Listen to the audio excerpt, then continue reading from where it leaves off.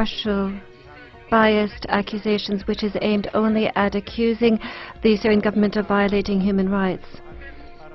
The DPRK government will continue to extend support to the government of Syrian Arab Republic. Solidarity with the legitimate government of President Bashar al-Assad. Cuba reiterates its trust in the ability of the government and people of this country to resolve their domestic affairs without foreign intervention. I give the floor to UN Watch.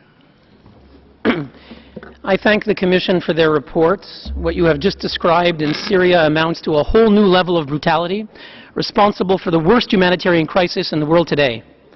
Mr. President, as of last month, the dead number 191,000. But is the world, is the UN as a whole showing a sense of urgency? I don't know. In January, the Office of the High Commissioner announced that it stopped updating the death toll in Syria.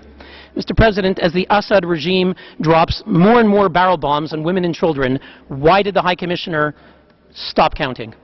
A short time later, the UN announced that it elected Syria's representative to a top post on the committee charged with overseeing the decolonization of the Falkland Islands, Bermuda, Gibraltar, and 14 other territories around the globe. What signal did that send to Damascus?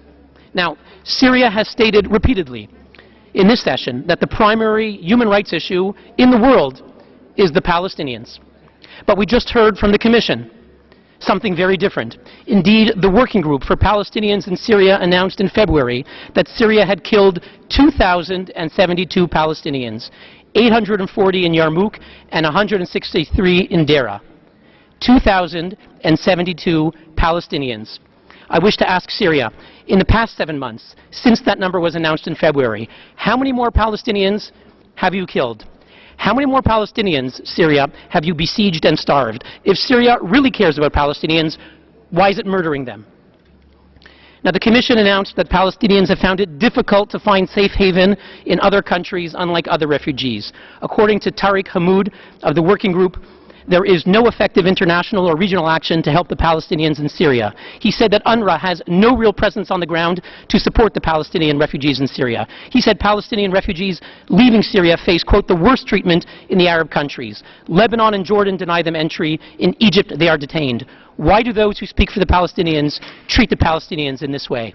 Thank you, Mr. President.